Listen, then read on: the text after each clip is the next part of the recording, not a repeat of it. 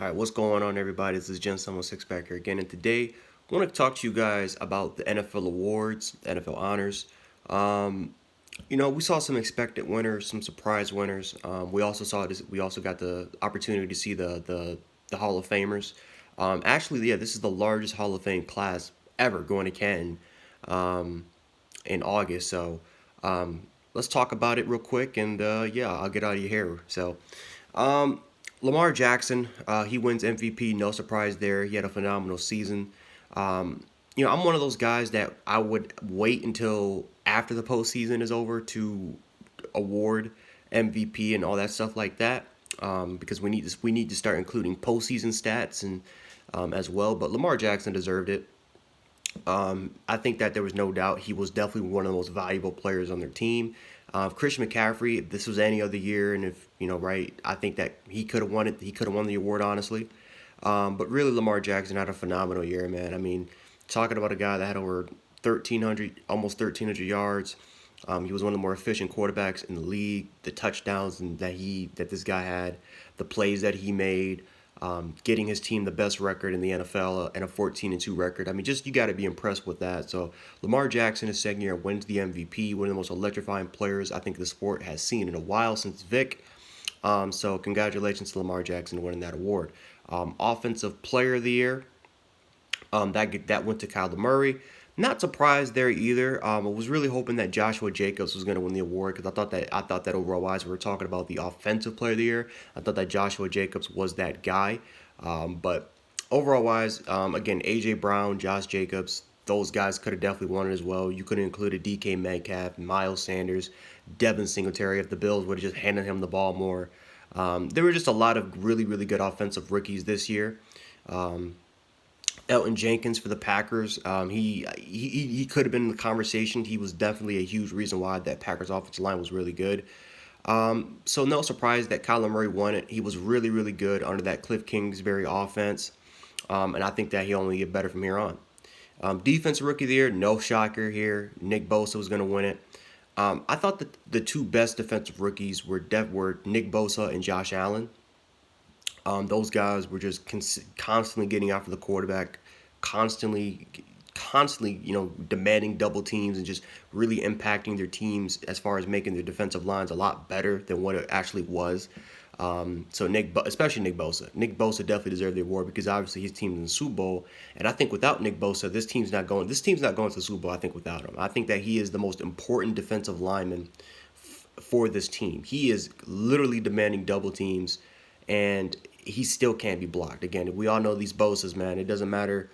Um, Joey Bosa and then Nick Bosa, like his dad. I mean, they're literally the same exact damn player. Um, Nick Bosa, I just believe, is just on a better team. I think, again, you could swap Joey Bosa to the 49ers, and again, it's literally, it's the same exact player. So, Nick Bosa definitely deserved the award. I think he was also in the Defensive Player of the Year conversations, but definitely deserved Defensive Rookie of the Year. So congratulations to Nick Bosa. Defensive Player of the Year, Stephon Gilmore earned it. In my opinion, I thought he earned it. I thought that definitely his worst game was against the Dolphins. We did see Trey White have some trouble. Again, he had some trouble against the Jets against Anderson. Um, I don't think that Trey White got snubbed. Do I think he's the best quarterback in football? It's a debate. I think it's really up in the air. But honestly, TJ Watt could have won this award too. I think a lot of fans are forgetting that TJ Watt could have won this award. I mean, if we're talking about the best defensive player, TJ Watt was not only getting after the quarterback, but he literally was playing as an off-ball linebacker. He was playing coverage, and he was definitely the best defensive player on his team. He was the most impactful player I feel like in the entire Steelers, or in the entire Steelers organization, at least for this year. TJ Watt could have definitely deserved the Defensive Player of the Year award. Aaron Donald could have been in the conversation. Um, right? Honestly, in my opinion, this is an underrated, under the radar type of player. Fred Warner. My goodness, Fred Warner had one hell of a year. Eric Kendricks for the Vikings. So, yeah, I think that this was a toss up. There was a lot of really, really good, impactful players that definitely could have been in this conversation. But Stephon Gilmore, I felt like was the best cornerback in football. Overall wise, I felt like he had the most impact. He was the best shutdown type of guy. He probably had a bad game, but so does almost every other corner. They will have some bad games in Arsenal. But I'm not mad at all that Gilmore won the award. Congratulations to Gilmore. Um, Walter Payton of the Year, Calais Campbell. Shout out to him. If you win that award, man, you've done a lot for the community. You've done a lot for the world, man, and just congratulations to Calais Campbell for everything you've done. Um, and hopefully, you keep up the work, keep inspiring the younger generation. And yeah, thank you a lot, Calais Campbell, for your service, and thank you so much for inspiring the younger generation, such as myself, to be great. And to definitely be more involved in your community. Again, so just thank you, Calais Campbell. Congratulations for winning that award. That award doesn't go out to just anybody. Um, the fantasy player of the year award definitely goes to Christian McCaffrey. He won that award. Um, Shout out to him. I mean, my goodness. I didn't do fantasy this year, but I know I got some of my friends. They won their fantasy league because of Christian McCaffrey. I mean, that dude earned points.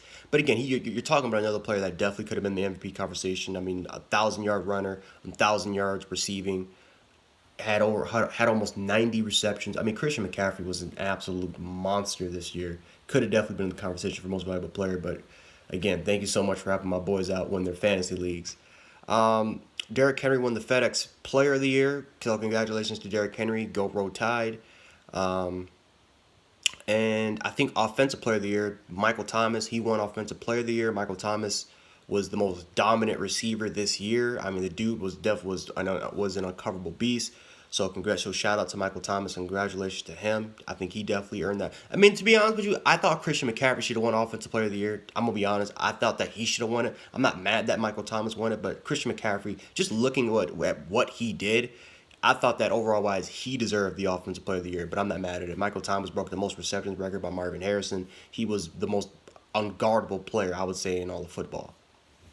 Um, I think I'm missing some other players. I'm not too sure, but looking on to the candidates of the Hall of Fame, right? We saw Troy Polamalu, Steve Atwater finally became a Hall of Famer. Finally, he's going to be inducted to the Hall of Fame. It's been such a long time. You're talking about one of the best safeties in the '80s and the early '90s. Steve Atwater was an absolute monster, an absolute beast. He was Sean Taylor before Sean Taylor ever was existent. But I mean, Steve Atwater was an absolute beast, and about time he gets into the Hall of Fame. Edgerrin James.